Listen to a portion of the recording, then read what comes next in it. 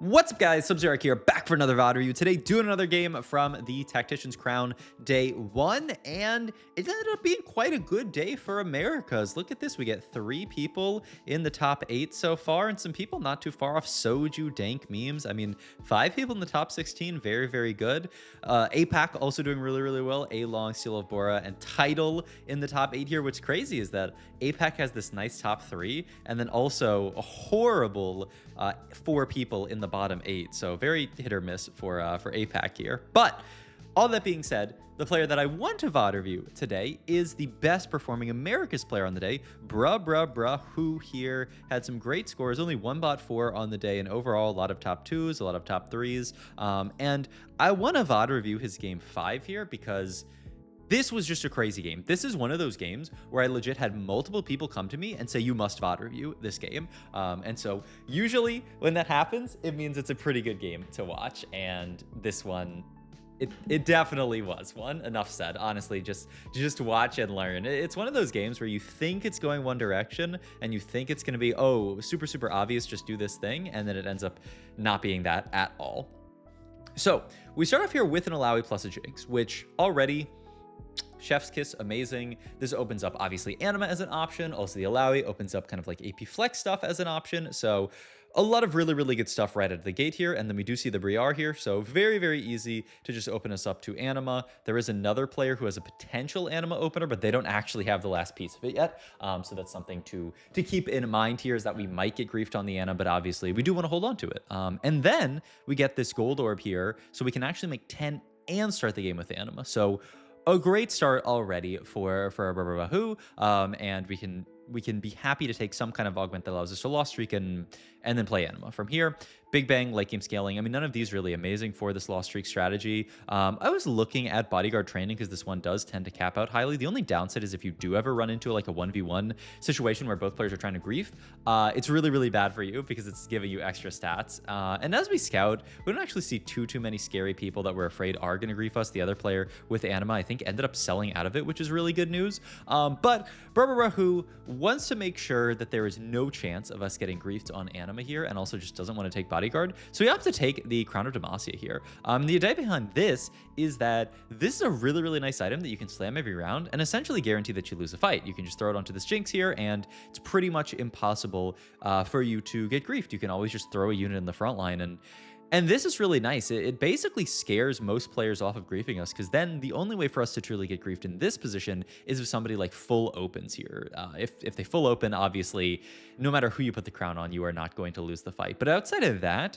no one can really grief us here. The other really good thing for Anima in this spot, obviously, is that this is Soraka Portal. So we have the chance of getting extra HP this game and being very, very pleased about it. But you'll see, actually, we even just hold the crown on the bench here because we're like, you could throw it onto somebody like Briar, but it's probably not going to allow us to like kill an extra unit or anything like that. And even if it does, sometimes this Briar unit does just kind of like pop off and do crazy stuff. And we don't want to accidentally win any fights, which, you know, it's definitely something that could happen. Quick pause here, and I will just skip through that. Okay, it was actually insanely quick. It was like 2 seconds. So, I mean, no, nothing too bad about it. But yeah, I mean, essentially, we're going to scout around the rest of the lobby. We can honestly just chill here and take our Anima lost streak and really think about what we want to play in this spot, which is, it's likely to be an Aurelion Sol, you know, Mighty Mech type game. I mean, this is like the default Anima cash outline, and there's no reason why we shouldn't be playing towards that this game. But spoiler alert, that's not exactly how it's going to go, but that's what we want to play towards. We're going to build items towards that and ideally play towards that. The Soraka Better Together HP, obviously amazing for us. And then I actually don't recall what he takes here. I assume he would just take the Gargoyle here to guarantee it, but maybe he's just going to take the... I would just take the Gargoyle here. He's going to take the Glove to guarantee that we have some kind of damage item. But yeah, I mean, as we take the lost streak here, I will say, around when you're watching this video, Worlds will be live, and it's also going to be running up into the set 16 or set 16. Wow, set 18 dev drop. So around this time, it might already have been live when this video goes live. We'll have a lot more information about set 18, which is going to be super, super hype. I cannot wait, and I will definitely yap about that, maybe do like a reaction video to that, because I mean, I can't wait to yap out set 18. I mean, yeah, we got a few more days of Worlds, and then we got set 18.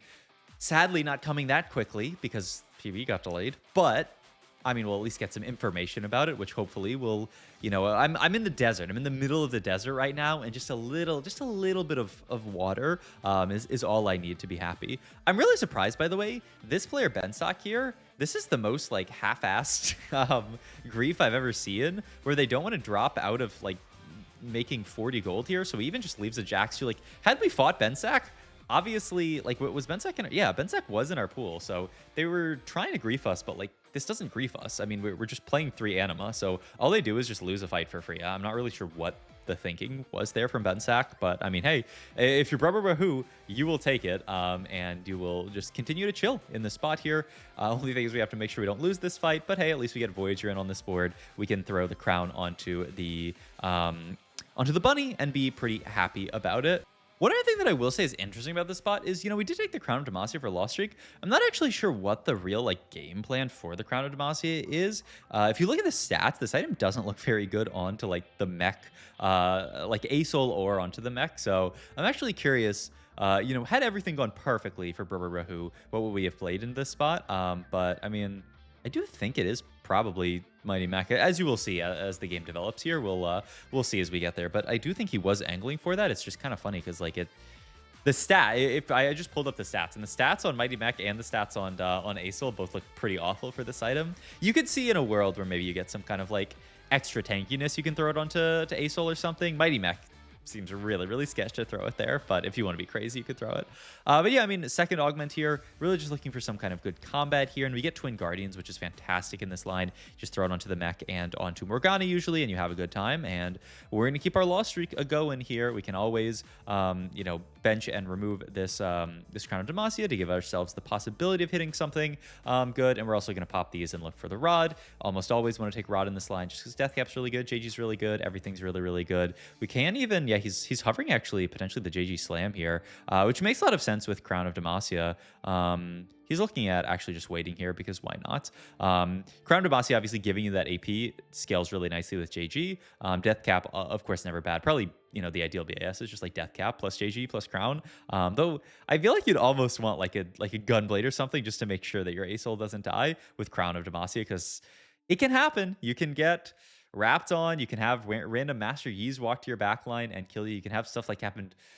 Digital had a tragic game earlier today where he wasn't actually playing ASOL, but he did cash out a Giga Cash from Anima, and then he got wrapped on by an Akali 2 that ended up just blowing up his entire backline, and he ended up dying from a 500 cash, which was just absolutely nuts. But just goes to show these cash outs are not free. Sometimes the game is difficult, and you will see this game. Sometimes the game is very difficult. So the Blessing Size, also really nice pickup here. So we can just, no-brainer pick that up here. You are ideally just going to throw that onto the Mighty Mech and be pretty happy about that. You can take the belt here. This can be for Sterax. This could be, I mean, honestly, for a lot of stuff, even like, well, probably not Nashers in this line, but Nashers in other lines if you do play towards some kind of other AP carry. Morello, pretty reasonable. So a lot of stuff that can be done here. And yeah, we just have to chill, take a few more losses. Bruhbruhbruhwho, BBB dub. Also, he has the option here of taking a 400 cash if he wants it, right? Because we're going to lose this fight and we're going to reach 400. And he does also take the straight up death cap here because he knows it's just such a good item onto the ASOL. And it's going to also allow us to kill an extra unit or two, which is pretty chill. There's actually a really nice loss from him. But yeah, you're at 417 plus 70 here. So you can either take 400 here and just have a casual 400 cash, or you can greed 500. Bruhbruhbruhwho says, I'm not going to go for any half measures here. I am going to go for the full 500 cash out. I have the extra HP from Soraka, so it's not even that egregious. The really nice thing here is we're going to get 70 stacks for losing this fight, jump up to 487, and that actually opens you up to the 4-1 win. You've seen a lot of players do this all throughout regionals with Anima, is that you get 2 Anima stacks per takedown. And we get an extra 2 here, actually, which is really nice. So plus the 70, we're going to go up to 491 here. Next fight, if we win the fight, you will guaranteed cash out. As long as you're killing 5 units, you're getting up to 500. So that is the dream here, and that's why we're pre-leveling, looking at selling all of this stuff here, and just make our next round as easy as possible, because we're actually really looking to level and roll 4-1 to hit as much stuff as possible and hopefully win that 4-1 fight, because that gives us a lot of extra HP to play around. quick pause here for somebody, but okay, we can skip through that and look at the 4-1 here. Gonna roll down here, keeping the Nunu in as another potential in. Does find the Aurora too, which is nice. Does find Mighty Mech. He's holding onto LeBlanc, which is actually surprising, but the idea is it's just like a good Shepherd that you can play around. He is gonna put the HP onto the Mighty Mech here. And the upside is we have the Aurora, we can make the JG, we can make the Sterax, and sadly has to make Sterax plus Redemption here, which is a little awkward. You really would have liked the Gargoyle here. But happily for bruhbruhbruhwho, look at this. We fight, I mean, a pretty good board from Hypno, but he did take Augmented Power, which means he's down an Augment in the spot, and the Aurora with this Crown of Demacia is actually chewing through this board, and we win the fight. We get the 500 cash. So the game looks amazing. We just need to take some quick augment here so we can finish pivoting our board. Any kind of decent combat is fine in plot armor. It's not great, but it can work here. But this is the cash, and you can see, I love the reaction for bruhbruhbruhwho.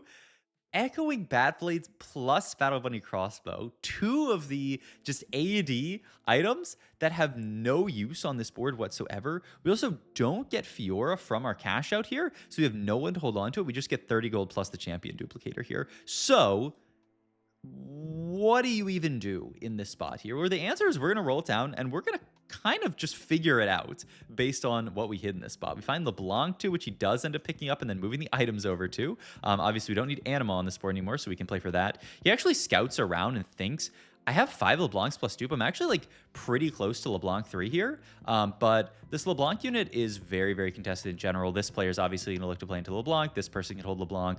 Like basically everyone in the lobby wants to hold LeBlancs, and I think someone's already holding one. So it's like actually kind of a pipe dream to find LeBlanc in this spot. And yeah, you see this person here has a LeBlanc on bench, and they definitely want to play towards it. So LeBlanc 3 probably not happening. And bruhbruhbruhwho is going to try to figure out what to play. He throws actually a Master Yi board into Planner, but then the problem with that is obviously there's no setup to actually play into Yi here with these AP items. These AP items are just going to sit forever. And so he's just going to roll and kind of like try to figure out what we're going to play here. We pick up Karma too, which is big. We do have the Maokai and stuff that like almost plays in Yi. Pick up A Soul, which is big as well. And the upside is for now, we have upgraded Frontline, and the Echoing Bat Blades, Battle Bunny Crossbow, Karma, is it this? No, but she still does pretty good damage. She just is going to auto a lot, proc Battle Bunny Crossbow. The LeBlanc's going to do good damage. We have decent enough frontline, so we can actually win these fights. I mean, you see that Karma there, 8,000 damage, and a lot of that being physical, so she actually does a pretty good job here.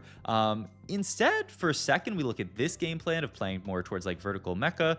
We are going to take Lovers here, hopefully get some good 5-cost to play on. We do pick up a Rammus with a sword here with the idea that we do still really want to get to IE with Battle Bunny Crossbow to get those crits happening. So that's the idea here. We do find double Yi Shop, which gives us some direction for sure, and then sell the rest of the stuff here. We pick up Sona, this stuff. We do pick up TK here, and we also find a Graves here, which I think is a really crazy call to try to play around. We actually throw him in for a second and then take him off the board in another second, and we're like, I don't know if we can actually play around Graves here. It's so late in the game. Like, do we have time to scale up this Graves? Because if you lose a fight, your game is almost over. At least we have 2 lives, but this is a shaky 2 lives on 22. You're guaranteed to be 2 lives, but you really don't want to be taking any fight losses that are, you know, not good here. We do, though, pick up the Yi 2 and the Morg 2, and this is the fight where stuff gets a lot better. We hit the Yi, the Morg, and we're going to start pivoting our board really, really, really hard here. You see this, we move these items down to Yi, make sure that we are still getting that Twin Guardians value. You get the Gragas onto this board, make Edge of Night here, and then you're going to throw the Karma items down. And yeah, this is a Yi Karma duo carry board, and we're holding the Crown of Demacia on bench because we don't actually have anyone for it to fit onto. I mean, you could throw it onto Karma, but I really think bruhbruhbruhwho in this spot just evaluates, like, I don't think our board actually gets any stronger with this item, and so we're going to throw Sunfire down and just say, you know, we have 6 damage items. Why do we actually need to hold the crown here? It just opens up the possibility of Karma getting like sniped by something and us losing the fight here, and we'd just be happier with all the damage items we have going on here. Does also crucially get the Graves in here, saying the way that we are going to make it out this game is that we are going to play for Graves. This is also the world's most awkward Rost, 3 trait Rost on this board. Really not doing all that much, but it does something. And so this is going to be our setup for now. He can also wait on the crown and like not slam it versus people like this. And so the idea versus somebody like Zaiku here is that Nami actually does a lot of splash damage. I'm pretty afraid that even if we throw it onto Karma, that Nami somehow like splashes Karma down. And so once again, we're just holding the Crown of Demacia, just sitting this thing on bench, just making sure that it doesn't actually end any of our fights, which is crazy. Also, peep this here. Grabs the marksman frame for Graves. The idea is it has high synergy with the psionic item, and it has high synergy with Battle Bunny Crossbow. You know, you're getting a bunch of extra autos off and allowing Graves to just go crazy with it. And so this is going to continue to be our board here. The sad part about this BBC Yi is that a lot of times the bolts are actually like not really going in a great direction because he's like hitting a front line from the side or from the back or something. And so they're flying in like opposite directions. But still, I mean, if you looked at the damage chart there, 18,000 damage Yi. So, I mean, he's doing pretty good. We are going to sell an Urgot here in order to level just so that we can be as strong as possible because we don't want to lose any fights for free on 29 HP now, healing up with both Soraka Boon and the Fiora. So we're getting there, but we still don't want to, you know, obviously take any random fight losses. Also, this Fiora position is really interesting. Just gives her the possibility of just wrapping in a very weird way, but just, yeah, kind of like walking all the way around and wrapping, which, like, low-key, it makes sense here. We're going to beat YBY1, win another fight, and we are going to continue to just rock and roll on this board. Going to take triple tap here for the Graves. We do a Fiora 2 with the dupe if we want it here, and we are going to opt to make that call. Just move these items over to Fiora, and boom, say Fiora 2 is who we're going to play around, and then move these items down to the Master Yi. And still, this poor Crown of Demacia is just going to sit on bench, but I mean, who needs it? Our board's strong enough with it, and the only way we can lose these fights is if you throw it onto somebody and then they die. Like, if we do not have that happen, you can see Fiora's just soloing the entire board on her own. Like, we didn't need Crown of Demacia to win this fight, so why would we ever use it? It makes sense, as funny as it is. TK is going to continue to farm us, and we're going to roll down. Really big thing we want to find here is Graves 2.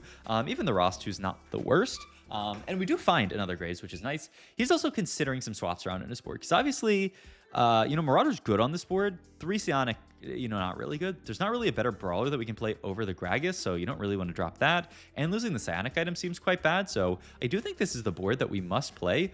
I was wondering if you ever just like cut Yi for something better, but there's not even really a better like Marauder to play. So I do think for a while that this just has to be our game plan, which is funny and crazy. That just this weird 3 Psionic board has to be our best board, but sometimes your best board is not the board that has the prettiest traits. Sometimes it's just the one that plays around your upgraded units the best and puts you into a good spot. Rev up here for extra attack speed is huge onto the Graves, and we are going to continue to roll down here, try to pick up our last few upgrades, the big one being the Graves, because now, peep this, we can move these items all down to the Graves, put these frontline items onto Fiora, throw the Last Whisper just onto Karma for some extra spell crit with the, you know, the JG, and also just she'll apply it decently. And now look at this Graves, just chewing through everything here. Really, really nice fight win. And the Karma Yi turns into a Karma Graves Fiora board, turns into an 11 streak for bruhbruhbruhwho, and I mean, now we are just chilling. Also, our augments are so good with this setup, by the way. It's just every single augment we have is extra frontline for this Battle Bunny Crossbow Graves to just chew through everything. It's just so much extra time for Graves just to go crazy, especially versus a big solo frontline like this. We're getting the rev up value, and look, he is just chewing through people with this Battle Bunny Crossbow. I mean, you can see fight looks close for a second, but then it doesn't. And we also, our clone is fighting the other player, so Ibo 1 drops down, Bensack drops down, rev up plus gets taken here. We have a Sona in shop here, and here is where we actually finish capping the board. As we say, we're going to cut Karma here and actually fit Sona in for 4 Psionic, sympathetic onto the Sona. Thinks about moving the other one up to the Yi, and then says, nah, it's honestly best onto Fiora here. And look at this, a very strong Cap Lulu board, but it just cannot hold up against the power of our board. And it is a first for bruhbruhbruhwho. I mean, this is just such a cool game. This is just what TFT is all about, you know, hitting weird stuff that catches you off guard, that you think, oh my god, I have no clue how to play around it, and then just expertly playing around it, playing it into a first. I mean, just a beautiful game from him, and a very happy face to contrast the very unhappy face when he hit this cash out. So beautiful game from bruhbruhbruhwho. Can't wait to see him play tomorrow. I hope we get some more America's reps in the final lobby. give me at least a couple. I would be very, very excited for that. But yeah, I will see you guys later in the next video. Thanks for watching as always. I'm gonna be streaming again tomorrow. Just kind of recapping the games from Worlds. Also probably doing a reaction to the dev drop, which I believe is happening tomorrow, kind of in the middle of the day. So catch me on stream for that, probably about noon Central Time. I'm recording this at 2 a.m., so I'm probably not going to wake up immediately. So maybe like noon or 1 o'clock Central Time is when I will turn stream on then. So come check me out there, and I will see you guys in the next one. Thanks for watching as always. Bye-bye.